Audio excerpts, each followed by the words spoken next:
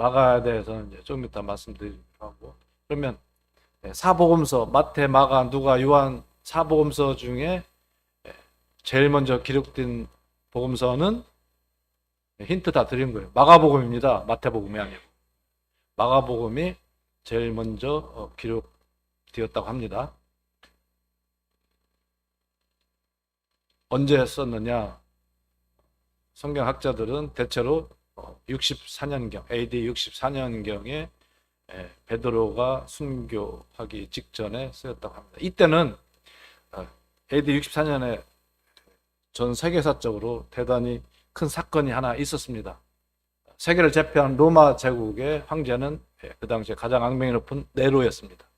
네로는 약간의 어떤 정신분열증, 착란증이 있었는지 아니면 어떤 정치적인 문제가 있었는지 그가 왕궁에서 로마 시내에 불을 지르고 그 불을 감상을 한 아주 그러한 전 세계사적으로 유명한 그런 방화 사건이 있었습니다. 그래서 소문이 이제 번지기 시작해가지고 황제가 아무리 힘이 있고 또 통치력이 뛰어난들 그걸 백성들이 간과할 수가 없죠. 그래서 저 황제가 저렇게 백성들에게 불을 지르고 그렇게 했다더라 이렇게 이제 소문이 나니까 황제가 이것을 수습하기 위해서 그때 당시에 우리 믿는 그리스도인들이 그들이 방화를 했다. 그래서 죄를 뒤집어 써서 혹독하게 핍박을 했습니다. 그래서 그때부터 그리스도인들을 잡아서 죽이게 되고 또 잡아서 그때 당시에 원형 경기장에 이제 사자의 밥으로 또 검투사의 제물로 이렇게 그들을 이제 혹독하게 핍박을 했습니다. 그래서 그리스도인들이 얼마나 위축됐겠어요. 그때에 이 마가가 로마에 있는 성도들에게 그들의 혹독한 핍박 가운데 또 이 로마의 그때 당시의 문화는 대단히 타락한 문화입니다.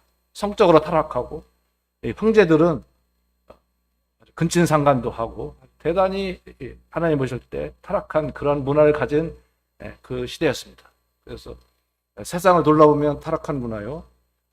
이제 안으로는 대단히 언제 죽임에 당할지 모르는 그러한 위경 가운데 그들을 격려하고 하나님의 백성으로서 이제 인내하고 어떻게 이 세상을 살아갈 것인지 그들이 믿음을 지키고 하나님께서 하나님의 백성으로 삼아서 예수 그리스도께서 그 고난의 길을 가신 그 길이 이제 성도들도 그 길을 가야 되면서 이제 소망을 가지고 어떻게 하나님의 이름과 영광을 나타낼지에 대해서 그들에게 격려하는 소책자가 있었으니 그것이 바로 마가복음이었다고 하는 겁니다.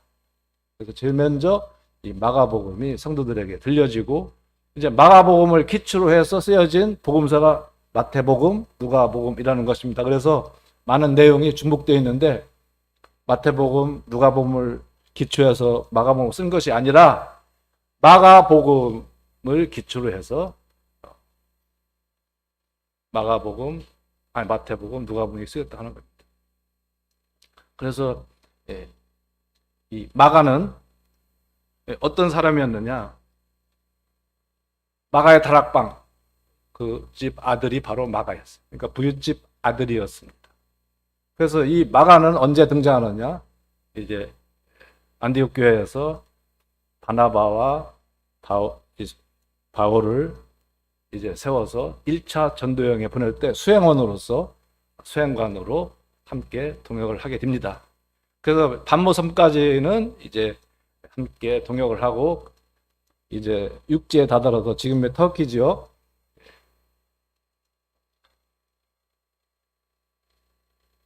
지금 그 타우루스 산맥 인근에 이제 가게 되어서 중도 하차해가지고 어디야 예루살렘으로 돌아가게 됩니다. 그래서 2차 전도여행 때 이제 바울과 바나바가 이제 다투게 됩니다. 데리고 가자 말자. 그래서 이 바울은 목표 지향적인 일 중심의 은사를 가진 분이었어요. 그리고 이 바나바는 사람을 위로하고 세워주고 이런 목양의 은사가 있는. 그래서 은사가 또 성격이 기질적으로 달랐어요. 그래서 바울은 절대로 나는 이런 사람 함께 하지 못한다. 그래서 바나바가 이제 이 마가를 데리고 가고, 이제 바울은 누구를 데리고 가죠? 실라를 선택해서. 그래서 형제 연합을 깨트린 주범이 바로 누구예요? 그 원인 제공자가 마가였습니다. 자, 이렇게 했으면, 끝났으면 마가는 어떻게 실패자, 성도의 연합을 깬 자, 복음의 길을 막은 자, 이렇게 남았을 텐데, 그러나 이 마가는 그 뒤에 내용들을, 이 성경들 보게 되면 그가 베드로 밑에서 얼마나 그 신앙을 배우게 되고, 그래서 마가는 베드로의 조카로 알려져 있습니다. 그리고 디모데후서에 보게 되면, 디모데후서인가요? 바나바의 생질로 기록되었습니다. 그래서 이 다음에 바울이 골로새 교회 편지를 쓸 때에 골로새 교회에서 바로 마가도 함께 이 편지를 가지고 골로새를 방문하도록 이렇게 마가에게 부탁을 합니다. 또한 디모데후서 4장에 보게 되면 이제 마지막 이 바울이 죽기 전에 참 나에게 신앙적으로 유익한 사람이다, 그래서 마가를 데리고 오라고 이렇게 편지에 기록이 되어 있습니다. 그래서 그는 실패자가 아니라 이제 신앙의 실패를 성공의 디딤돌로 삼아서 이 실패를 기초로 해서 그가 신앙이 성숙되고, 이 다음에 바울의 동역자요 베드로는 베드로 전서에 보게 되면 마가는 나의 아들이다, 신앙의 아들이다, 그래서 그를 신뢰하고 이제 로마 교회 거기에 보면 마지막에 로마 교회 자신을 대신해서 이 다음에 다음 세대로 로마 교회 성도들을 섬길 수 있는 그런 것을 부탁을 합니다. 자, 이 마가가 그래서 실패자가 아니라 이 마가복음을 기록한 사복음서 중에 가장 먼저 복음서의 기초를 만든 사람이 누구라고요? 마가였습니다. 그래서 실패할 수 있습니다. 그래서 우리 사람은 처음부터 끝까지를 다 봐야 돼요. 그래서 어떤 사람의 이야기를 들어보려면 처음부터 끝까지 다 들어봐야 돼요. 그래서 그 사람 생애의 시작과 과정과 끝을 봐야 돼요. 그래서 우리는 끝이 중요합니다. 자, 이제 여기까지 하고요. 이 마가가 기록한 복음서가 뭐라고요? 마가 복음입니다. 근데 마가는 복음을 이렇게 정의합니다. 하나님의 아들 예수 그리스도. 그래서 마가는 말씀이 간결해요. 그리고 이 마가는 그때 당시 언어에 능통한 사람입니다. 베드로의 통역관이었어요. 그래서 헬라어에 능통하고. 그래서 이 마가는 사복음서 중에 내용도 제일 간단해요. 간단 명료해요. 자, 그래서 마가는 이렇게 한 줄로 이렇게 표현해요. 복음이란 한 줄로 명쾌하게 이렇게 설명합니다. 하나님의 아들 예수 그리스도. 이게 복음이에요. 그러니까 바울은 어떻게 복음을 정의했을까요? 자, 로마서 1장 손을 넣으시고 로마서 1장을 보시죠. 바울은 복음을 뭐라고 정의했는가?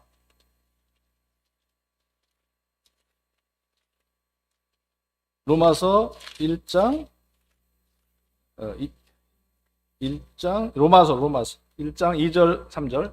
이 복음은, 그래서 이렇게 아예 정의를 내립니다. 설명을 해줘요. 이 복음은 하나님이 선지자를 통하여 그의 아들에 관하여 성경에 미리 약속하신 것이라. 그 아들에 관하여 말하면, 이렇게 되어 있어요. 이것을 한 줄로 표현하면 뭐예요? 복음은 하나님의 아들에 관한, 하나님의 아들이 바로 복음. 그러니까 마가가 이야기한 복음이나 바울이 이야기한 복음이나 같아요, 틀려요? 같습니다.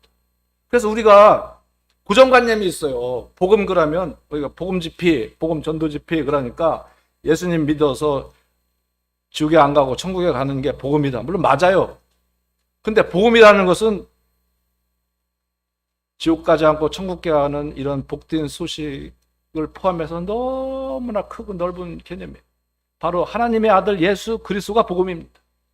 그래서 우리의 삶 전체, 다시 하면 하나님의 나라 전체에 해당되는 것이 복음이에요.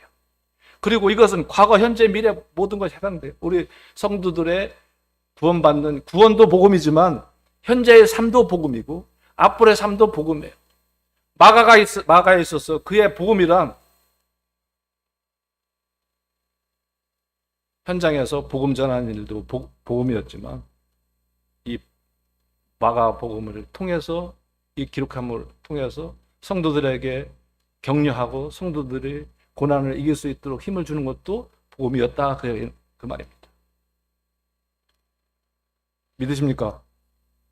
아멘 되십니까? 그래서 오늘의 마가복음 1장 1절부터 15절까지의 교재의 제목은 성경이 말하는 복음입니다. 주제는 성경이 말하는 복음. 자, 복음은 언제 쓰여졌느냐? 복음.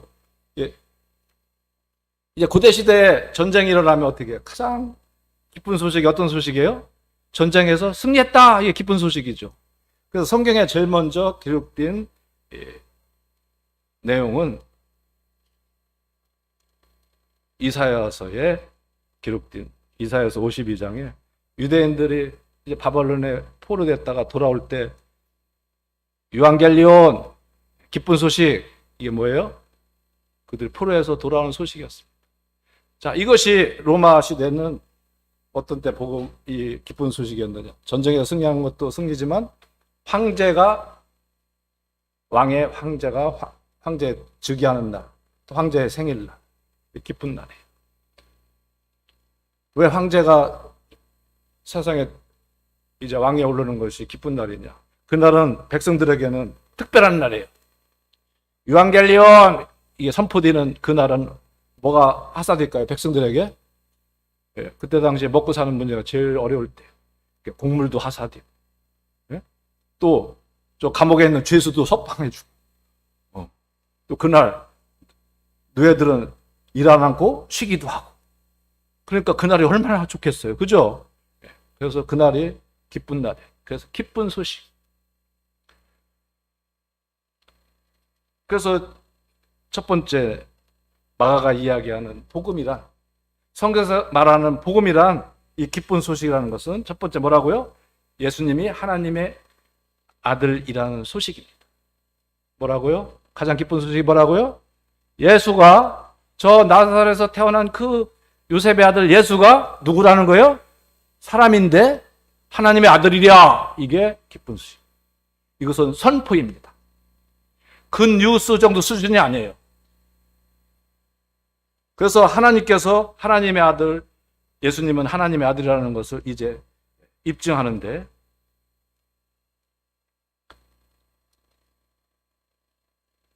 7절에 보시게 되면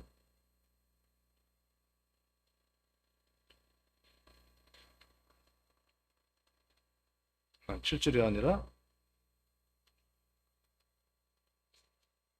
11절에 하늘로부터 소리가 나기를 너는 내 사랑하는 아들이라 내가 너를 기뻐하노라.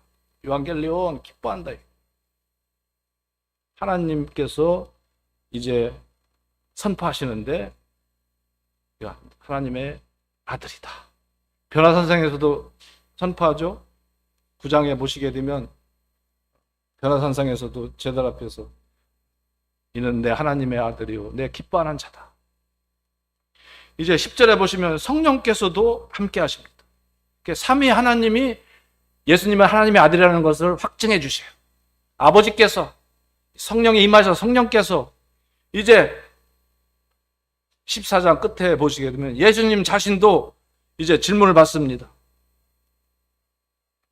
네가 하나님의 아들 예수냐? 예수께서 말씀하십니다. 내가 그니라. 예수님도 자신이 하나님의 아들인 것을 확증하시고, 그래서 삼위 하나님이 하나님의 아들을 확증하시고, 또 재밌는 것은 3장 5장에 보시면 귀신들도 하나님의 아들로 인정합니다. 귀신같이 알아요. 그래서 저 무당들이 뭐 어쩌면 귀신같이 한다고 하잖아요. 귀신도 하나님 아들인 걸 귀신같이 알았습니다. 물론 이제 그 다음에 우리가 요한복음에서 배운 대로 많은 이들이 하나님의 아들인 것을 증언합니다. 그죠? 침례 요한도 증언하고, 또 베드로도 증언하고, 또 요한복음을 기록한 요한도 증언하고. 근데 오늘은 이제 본문을 중심으로 한다면, 어찌됐든 하나님, 삼위 하나님이 증언하시고, 귀신도 귀신같이 알면서, 나중에 클라이맥스 15장에 보시면 사형 집행을 했던 로마 군인 백부장 책임자가 뭐라요? 이분이야말로 진짜 하나님 아들이었다. 그렇게 고백을 합니다. 예수님을 못 박아 죽인 책임자도 그렇게 얘기를 해요. 그래서 마가가 이야기하는 이 복음의 핵심, 다시 얘기하면 성경이 말하는 복음은 첫 번째 뭐라고요? 예수님이 하나님의 아들이다라는 이 선포입니다. 하나님의 아들이라는 소식이에요. 이것이 굿뉴스입니다. 또 하나 이제 성경이 말하는 이 복음의 핵심이 무엇이냐? 이분은 인자로 오셨다는 겁니다. 하나님의 아들은 하나님이 곧 하나님의 아들이 곧 하나님이시면서 하나님의 완전한 신성을 이야기하면서 이분이야말로 우리 문제를 해결해 주기 위해서 사람을 사랑하셔서 하나님께서 직접 이 땅에 오신 하나님의 아들이라는 것을 알려주신다 하면 이제 나사렛 예수로 오신 이분, 그래서 9절에 보면 그때 예수께서 갈릴리 나사렛부터 왔어요. 그리고 이분은 사람으로 오셨어요. 처녀의 몸에서 남자와 상관없이 이제 사람의 몸을 입고 오셨다 하는 겁니다. 그래서 이분은 어떤 분이냐? 10장 한번 보시죠. 10장, 마가복음 10장 손을 넣으시고, 자, 10장 45절. 인자가 온 것은, 이게 예수님을 인자라고 말씀하셨어요. 자, 인자라는 표현을 할 때는 이분은 완전한 사람으로 오셨다는 거예요. 하나님이시면서 또 완전한 사람, 죄 없는, 죄와 관계없는, 죄를 알지도 못하는 그러한 사람, 완전한 사람으로 오셨다 하는 겁니다. 인자. 하나님의 아들이시면서 사람의 아들로 오셨는데 이분은 여자의 후손으로 이제 인자가 온 것은 섬김을 받으려 함이라 두려 섬기려 하고 자기 목숨을 많은 사람의 대속물로 주려 합니다. 오늘 성도님들이 한 가지 오늘 반드시 마음에 두고 가실 게 무엇이냐? 또 여기 계신 모든 분들이, 또 이 말씀을 듣는 모든 분들이 오늘 저녁 이것만을 기억하기를 바라는 이 단어가 있다면 바로 대속물입니다. 한번 따라하겠습니다. 사람의 대속물. 사람의 대속물. 옛날 노예를 해방시키려면 노예 몸값이 있어요. 노비의 몸값이 있어요. 우리 옛날 저 아프리카에서 어떻게 억류당했을 때 우리 몸값을 지불해야 데려오죠. 몸값. 이것이 대속이에요. 옛날 예수님 오시기 전에 구약시대에는 사람의 죄인의 집값, 몸값을 누가 대신 지불되었죠? 대속물, 속죄물 누구? 양. 바로 속죄 제물, 대속 제물이 누가 되었느냐? 바로 인자가 되어주셨다 하는 겁니다. 이제 제물은 죄 없는 사람이어야 됐어요. 그분이 대속 제물이 되게 해서 인자로 오셨다 하는 겁니다. 그래서 다시 이제 1장으로 돌아갔어요. 그래서 성경에서 말하는 이 복음은 사람으로 오신 예수가 죄인의 대속 제물이 되었다는 소식입니다. 유한겔리온 기쁜 소식이다. 이게 뭐예요? 이 예수는 하나님의 아들이다. 또 하나는 뭐라고요? 이분은 바로 너의 죄인을 위해서 대신 죽어주셔서 대속 제물이다. 선포됩니다. 이거보다 더 기쁜 소식이 어디 있겠습니까? 하나님이 나에게 직접 오셨다는 겁니다. 하나님의 아들이 오셨다는 겁니다. 저 예수가 하나님의 아들이라는 겁니다. 이 그 예수가, 저 나사렛 예수가 누구라는 거예요? 사람으로 오셨는데 나의 죄를 대신해서 내 몸값을 대신해서 하나님 앞에 드려질 제물로 오셨다는 겁니다. 이거보다 기쁜 소식이 있을까요? 전쟁에서 승리한 소식, 황제가 태어난 소식, 황제의 생일날, 그들은 그것이 경축일이었고 그것이 기쁜 소식이었지만은, 그러나 하나님 앞에 우리 인생을 향한 가장 큰 기쁜 소식이 무엇이냐? 바로 하나님의 아들 예수가 오셨고 그분이 바로 나를 대신할 대속제물로 오셨다고 하는 겁니다. 이것은 선포예요. 하나님은 우리에게 무엇을 믿어달라고 애원하지 않습니다. 구걸하지 않아요. 복음은 값싼 게 아닙니다. 대통령이 어떤 대통령령을 발표할 때, 선포할 때, 법을 공표할 때 백성들에게 구걸합니까? 나 그거 내 마음에 안 드니까 나 그거 법 못 믿어. 안 지킬 거야. 할 수 있습니까? 법이 공포되는 순간 법 앞에 대통령도 감옥 가요. 아직도 못 나온 대통령 있죠? 이 법은요, 사람을 구속하고 자유를 제한하고 때로는 목숨도 가져갑니다. 이 법의 선포 앞에 이제 하나님께서 그 권위로, 그 권세로 법을 선포합니다. 그런데 하나님의 아들이 오셨다는 건 뭐예요? 영접하는 자, 곧 그 이름을 믿는 자들에게는 하나님의 자녀가 되는 권세를 주셨다. 하나님 아들의 권세로 아버지께 나아가도록 하기 위해서 아들이 내려오십니다. 이따 저녁에 제 딸에게 한번 물어봐요. 이따 끝나고 어디 가냐고. 우리 집에 가지 그럴 거예요. 왜 그게 지네 집이고 내 집인데. 뭐 등기상에 이상으로 돼 있는데. 근데 당당하게 우리 집이라고 한다. 왜? 아버지의 자녀가 아버지 거예요. 아버지의 자녀의 특권으로 아버지 집이 집 거예요. 오늘도 같이 밥 먹었는데 그 쌀 내가 산 거예요. 그래서 당당하게 먹어요. 집 내가 산 건데 지 방에 들어가도 지 방이라고 그래. 자기 방이라고 그래. 한 번도 아버지 방이라고 한 적이 없어. 뭡니까? 자녀의 권세로 아버지 거를 누리는 겁니다. 그래서 하나님의 아들로 오신 거예요. 그래서 예수님 이름으로 나가는 거예요. 주님 안에서 사는 거예요. 이해되십니까?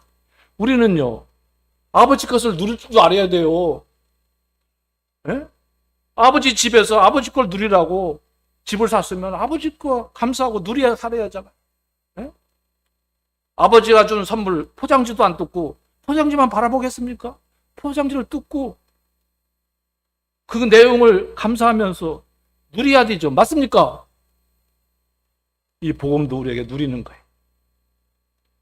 그래서 하나님의 아들로 오신 것은 그 아들의 권세로 아버지 걸 누리라고 아들이 오신 것이고, 이제 내가 죄를 졌기 때문에 죄인으로서 아버지께 갈 수 없기 때문에 바로 대속제물이 주님이 되어주신다고 하는 소식이 기쁜 소식인 겁니다. 그래서 이 예수라는 이름은 바로 문자적인 뜻은 여호와는 구원이시다, 그런 뜻이에요. 또한 예수의 이름은 사람의 이름인데 마태복음 1장 21절에 뭐라고 되어 있어요? 아들 낳으려니 이름을 예수라 하라. 이는 그가 뭐라고 됐어요? 자기 백성을 저희 죄에서 구원할 자이십니다. 구원자예요. 어디에서? 바로 나의 죄에서 구원할 대속 제물이 뒤에서 오신 그 사람, 오신 그분이 누구다? 예수 그리스도다. 그분이 오셨다! 이렇게 선포하는 거예요. 그래서 인자로 오신 것 세상에 나타내셨습니다. 그래서 인자로 오신 걸 나타내는 두 가지 증거를 드러내셨는데, 하나는 뭐예요? 요한에게서 침례를 받았어요. 하나님이시면서 사람과 동일시하고 사람의 낮은 인격으로 이제 침례를 받았어요. 그리고 이 세상 죄인들과 자신이 죄가 없으면서도 죄인처럼 그분이 침례를 받으신 거예요. 그 침례가 어떤 침례였어요? 회개하고 죄사함을 받는 침례였잖아요. 회개의 침례였잖아요. 예수님이 회개할 게 있습니까? 근데 자기는 회개하는 인생처럼 그렇게 인자로 침례를 받으시고, 또 하나는 이제 성령에게 이끌려 광야에서 마귀에게 시험을 받습니다. 근데 그 시험을, 하나님의 성령의 시험과 마귀의 시험은 달라요. 단어는 같은데. 하나님의 성령의 시험은 어떤 시험이에요? 이것은 훈련이란 테스트. 마귀는 유혹하는 거예요. 템프트, 유혹하는 거. 넘어지게 하는 거. 근데 사람으로서 이제 성령에 이끌려 마귀의 시험을 광야에서 40일간 받으셨다고 하는 겁니다. 그래서 이분은 인자로 오셔서 우리의 대속제물을 주시기 위해서 그렇게 하신 것입니다. 그리고 이 예수님은 이제 중보자로 오셨어요. 그래서 하나님이시면서, 그렇기 때문에 하나님이 어떤 분인지, 이분의 하나님의 본질이 우리 인생을 잘 아세요. 왜요? 만드셨기 때문에. 또 이 땅에 사람으로 오셔서 인생이 얼마나 연약한 자인지 아세요? 직접 경험하였어요. 얼마나 인생이 연약한지, 먹는 것에 얼마나 약한지, 얼마나 유혹에 약한지, 얼마나 잘 넘어지는지, 얼마나 연합을 잘 깨트리는지 등등등 해가지고 하나님이시면서 사람이기 때문에 하나님 사정, 하나님의 어떤 분인지 사람의 사정을 잘 아셔요. 그래서 그분이 중보자로 오셨어요. 왜 이분이 오심이 왜 우리에게 기쁨일까요? 왜 복음이겠습니까? 이분은 나를 위해서 고난을 받았어요. 이분이 고난 받으신 건 누구 대신? 내 대신 고난을 받으셨기 때문에 이것이 기쁜 소식이라는 거예요. 이분이 나를 위해서 대신 죽으셨어요. 그래서 그것이 나에게 기쁜 소식이었습니다. 이분이 죽은 자 가운데 계신 것이 아니라 3일 만에 부활하셨고 그 부활하신 주님이 내 안에, 내가 주님 안에 있게 해주셨기 때문에 그것이 기쁜 소식인 것. 그래서 인자로 오신, 사람 오신 예수가 우리 죄인의 대속제물이 되었다는 소식이 복음인 것입니다. 이제 마지막으로 어떤 것이 우리에게 복된 소식이냐, 기쁜 소식이냐, 성경이 말하는 이 복된 소식은 15절에 이르시되 때가 찼고 하나님의 나라가 가까이 왔으니 회개하고 복음을 믿으라. 그렇다면 우리가 이제 대속제물로 되어신 그분이 나의 어떤 관계인가? 이제 하나님과 사람 사이에 중보자로 오신 그분이 죽음을 통해서 또 부활을 통해서 나와의 어떤 관계를 맺어야 되는가? 그것이 바로 믿음이라고 하는 이 통로를 통해서 하나님의 백성이 될 수 있다고 하는 겁니다. 그래서 세 번째, 마가가 이야기하는 복음, 다시 하면 성경이 말하는 참된 복음은 회개하고 믿음으로 하나님 나라의 백성이 된다는 소식입니다. 믿는 것이 어려우면, 믿는 것이 만약에 우리 노력으로 가능하다면 복된 소식이 아니에요. 오늘도 이제 어른들한테 하나님 말씀을 전하. 이분들의 가장 쉬운 단어가 뭘까? 그래서 앞에서 말씀을 잘 듣는 분들이, 교회 생활 오래 하신 분들이 여러분 계세요. 그래서 물어봤어요.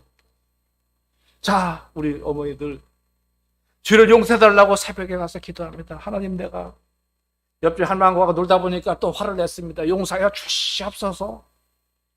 근데 그 다음날 또 갔는데 그걸 못 찾고 오늘 또 그 할망구랑 또 싸웠습니다. 주여 용서하여 주시옵소서. 그렇게 하시죠 그랬더니 웃더라고. 어?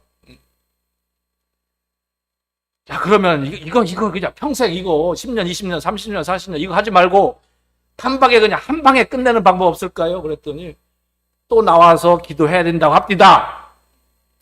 그래 할머니 계시더라고. 우리 이렇게 한번 꽂힌, 한번 내 머릿속에 꽂힌, 한번 들어온 이 밑도 끝도 없는 이 신뢰가, 이 믿음이 이게 안 깨지는 거예요. 한번 생각해 보자고. 아니, 한 봉에 오늘 회개할 거, 어제 회개한 거, 내일 회개할 거, 앞으로 살 때까지 회개할 거, 이게 쉬워요. 매일 새벽에 가서 그냥 울고불고 용서달라고 비는 게 쉬워요. 그냥 한 번에 그냥 딱 해결해가지고 그냥 그거와 상관없이 사는 게 쉬워요. 이거 물어보나 마나인데 이 사람의 생각으로는 그런 게 있겠어? 이렇게 되는 겁니다. 마귀의 생각인 거예요. 그래서 어느 형제님이 주여 오늘 복음 전할 수 있는 분을 만나게 하여 주시옵소서. 그래서 밖에 나갔어요. 그랬더니 어느 정자에서 어떤 할머니가 주여 만나게 해주신 거예요. 아이고 어머니 무슨 고민이 있습니까? 이야기 보따리를 풀었는데 40년 교회 생활을 했는데 권사님. 그 자기가 양심적으로 지금까지 40년 동안 진짜 하나님 앞에 열심을 가지고 이 죄의 문제가 해결 안 돼가지고 교회만 가면 주여 주를 용서해. 이것도 벼르기도 낫자겠지. 한두 번 평생 늙을 때까지 그렇게 사는 거예요. 그래서 밤에 생각을 해본 거예요. 이거 한 번에 해결하는 방법 없을까? 이제 다른 힘이 없어서 새벽 기도 나가기 힘든데 목사님을 찾아간 겁니다. 목사님, 나 이거 제 문제 내가 40년 동안 빌었는데 이거 그냥 딱 한 번에 해결해 줄 방법 없습니까? 물어본 거예요. 목사님 뭐라고 할게요? 아이고, 욕심 많은 늙은이. 그렇게 욕심이 많아서 네가 써. 어떻게 한 번에 그걸 다 해결하려고 그래. 그러니까 이 한숨이 꺼져가지고 나는 어쩌면 좋아. 나는 안 되는 게 하고 한숨을 쉬고 있는 거예요. 그래서 형제님이 복음을 풀어주는 영 단번에. 단번에가 뭐예요? 한 번에 영원히. 그 뜻이잖아요. 한번 따라하겠습니다. 단번에. 한 번에 영원히. 이게 복음이지. 이게 기쁜 소식이지. 어제 해결 못했으니까 오늘 또 오고 오늘 또 껄쩍 지근하니까 내일 또 가는 게 이게 복음입니까? 하나님이 그렇게 째째요? 하나님은 한 방에 그냥 과거, 현재, 미래 안 따져 그냥. 그러니까 하나님 뭐라고 선언합니까? 너희 죄를 내가 영원히 기억지 아니하리라. 이게 복된 소식이지. 맞습니까? 그 할머니가 깨진 거예요. 그래서 오늘 그런 얘기를 드렸더니 어느 할머니는 또 오라고 하고 하는 분도 있고, 다음에 가든지 그분 한번 질문하려고 그래요. 또 와는 게 쉽다고 하는 양반. 자, 다시 한번 정리하겠습니다. 이제 하나님 나라의 백성이 된다고 하는 것은 회개하고 믿는 건데, 이 회개. 자, 회개하고 믿으면 대상이 있어요. 믿는다고 하는 것은 믿는 대상이 있는 거예요. 믿는 대상이 누구죠? 하나님, 예수 그리스도. 그럼 회개의 대상은 누구예요? 나지, 나. 그동안 말은 나를 믿고 살았다고 하지 않지만 중심이 누구였다고요? 다. 그러니까 회개라는 건 뭐냐? 나로부터 돌이키는 거예요. 내 생각을 바꾸는 것이고, 내가 그동안 신뢰했던 것을 바꾸는 것이고, 내 마음을 바꾸는 것이고, 그동안 배운 거, 내가 생각한 거, 내 속에 들어있는 거, 이거 바꾸는 게 나를부터 돌이키는 것이 회개라, 그 말이에요. 그리고 누구한테 간다? 하나님에 가는 거예요. 예수님에 가는 거예요. 그래서 회개하고 믿으라는 것은 뗄래야 뗄 수 없는 거예요. 그래서 복음은 회개하고 믿음을 통해서 회개하고 예수님을 믿음으로 하나님 나라의 백성이 되는 거예요. 그러니까 예수님 믿는다는 것은 회개가 반드시 따라다니는 거예요. 동전의 안면과 같은 거예요. 내가 돌이켜야 예수님 믿게 되는 것이고, 내가 돌이켜야 내 자리를 비워줘야 예수님이 내 자리에 들어오는 거예요. 자, 집에 가구를 들여와요. 새 가구를 샀습니다. 제 아내의 소원이 새 가구 들어놓는 거예요. 여보, 주님 늦게 오시면 내가 그거 소원 들어줄게. 이제 가구, 씹을 때 가구 문도 안 닫혀 가면. 자랑은 아닙니다. 안 바꿔요.